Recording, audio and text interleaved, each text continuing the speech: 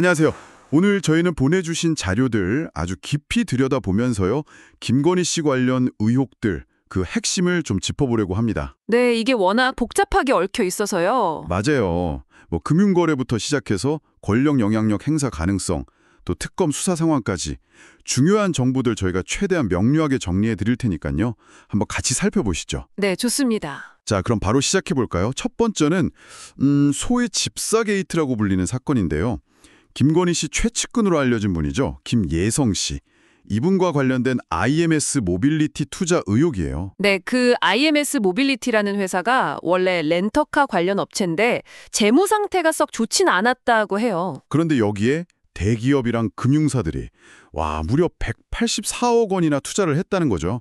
이게 시작점입니다. 네, 그렇죠. 근데 자료를 보면 더 파고들 부분이 있는 게 이 투자금 중에서 46억 원은 김혜성 씨가 원래 가지고 있던 주식, 그러니까 구주라고 하죠. 이걸 사주는 데 쓰였어요.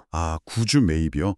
그럼 김혜성 씨는 그걸로 그냥 투자금을 회수한 거네요. 엑시트한 거군요. 그렇죠. 개인적으로는 이제 투자금 회수에 성공한 셈이고요.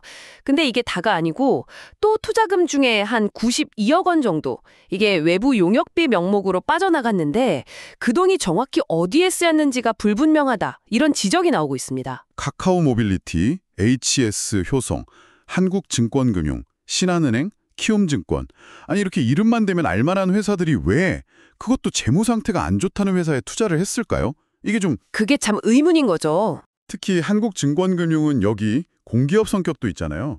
근데 가장 많은 50억 원을 투자했고 심지어 어떤 회사는 후순위 투자, 그러니까 문제 생기면 돈 제일 늦게 돌려받는 그런 위험까지 감수했다는 거잖아요. 네, 그래서 자료들을 보면요. 당시에 이 투자사들 중 일부가 공정위 조사나 금감원 감독 같은 걸 받고 있었거나 아니면 뭐 오너 리스크 같은 내부 문제들이 좀 있었다는 거예요. 뭔가 해결해야 할 현안들이 있었다. 네.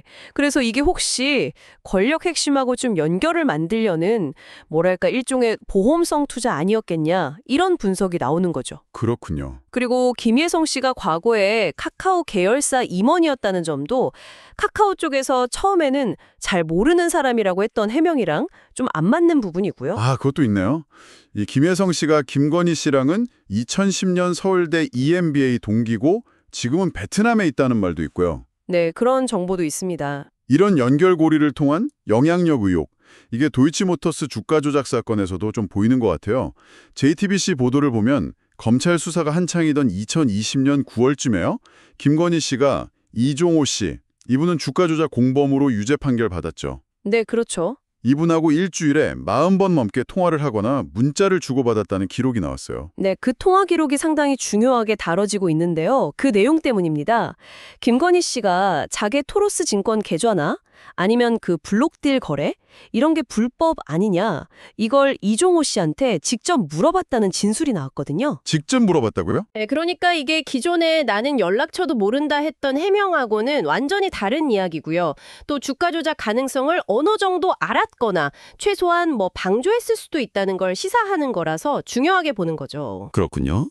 이종호 씨는 또 다른 사건, 그 로비 의혹에도 이름이 오르내리는 인물이고요. 네, 맞습니다. 여러 의혹에 연루된 인물이죠. 자금 운용 방식에 대해서도 좀 흥미로운 추정이 자료에 있던데요. 배수 계좌라는 거요. 예를 들면 10억 원을 담보로 잡고 30억 원어치 주식을 사는 방식. 레버리지를 엄청나게 일으키는. 네. 그 배수 계좌 방식이요. 일부 자료에서 김건희 씨 자금이 혹시 이런 식으로 운영된 거 아니냐 이런 가능성을 제기하는데요. 이게 주로 사채 시장 같은 데서 쓰는 좀 고위험 고수익 기법이거든요. 네. 만약 이게 사실이라면 초기에 알려진 그냥 수십억 원대 수익 이거보다 훨씬 더 큰 이익을 얻었을 수도 있다는 계산이 나와요. 특히 만약에 다른 사람 이름으로 그러니까 차명으로 이걸 운영했다면 실제 이익 규모가 얼마인지 파악하기는 뭐 거의 불가능에 가깝죠. 와, 정말 복잡하네요. 근데 의혹이 여기서 끝나는 게 아니라면서요? 더 넓게 퍼지고 있다고요? 마약 문제부터 캄보디아 ODA 사업까지. 네, 그렇습니다. 자료들을 보면요, 의혹이 계속 추가되고 있어요. 예를 들어서 마약 밀수 사건을 덮으려고 했다는 의혹, 이건 가족 보호 목적일 수도 있다는 분석이 있고요. 또 캄보디아 ODA 예산 중에 한 680억 원 정도가 용처가 불분명하다. 그리고 현지 은행을 인수하려고 했다. 이건 혹시 자금 세탁 목적 아니냐? 이런 의혹까지 제기가 됐습니다. 정말 광범위하네요. 어떤 마피아 그룹 같은 특정 세력의 사업을 위한 얼굴마담이었고 이종호 같은 사람들은 그냥 연락책에 불과했다. 이런 주장까지 나오고요. 김건희 씨 자체가 명문 범죄 가문 출신이고 범죄 집단의 행동대장 격이다. 이런 분석도 등장합니다. 물론 이 부분들은 아직까지는 확인되지 않은 그야말로 의혹이나 주장 단계에 있는 내용들입니다. 네, 알겠습니다. 정말 영화 같은 이야기까지 나오는데 현재 이 모든 복잡한 사안들은 특검 수사를 통해서 진실이 좀 밝혀지기를 많은 분들이 지켜보고 있는 상황이죠. 맞습니다. 특검이 압수수색 영장이 계속 기각되는 등 어려움도 있지만 그래도 수사는 계속 진행 중이고요. 김건희 씨 소환 조사가 임박했다는 관측도 나오고 있습니다. 윤석열 전 대통령이 다시 구속된 상황에서 원희룡 전 장관 같은 관련 인물들 수사도 예고된 상태고요. 법조계에서는 김건희 씨한테 공모 공동정범 법리가 적용할 수 있다. 이런 분석도 나오더라고요. 공모 공동정범이요? 그건 직접 하지 않았더라도. 네, 그렇죠. 직접 주가 조작 행위를 하지 않았더라도 배후에서 지시를 했거나 서로 짜고 공모했다면 주범하고 똑같이 처벌받을 수 있는 그런 의미입니다. 아, 그렇군요. 오늘 저희가 보내주신 자료들 덕분에 김건희 씨 관련 의혹들의 주요 맥락을 좀 깊이 살펴볼 수 있었습니다. 정말 거액의 자금 흐름부터 시작해서 여러 인물들과의 관계, 또 끊임없이 나오는 새로운 의혹들까지 정말 복잡하게 얽힌 실타래 같다는 생각이 드네요. 네, 이 모든 퍼즐 조각들이 다 맞춰졌을 때 과연 어떤 그림이 드러날지 이건 결국 특검 수사 결과를 지켜봐야 할 것 같습니다. 만약에 이 의혹들이 상당 부분 사실로 밝혀진다면 이건 단순히 한 개인의 문제를 넘어서는 거겠죠.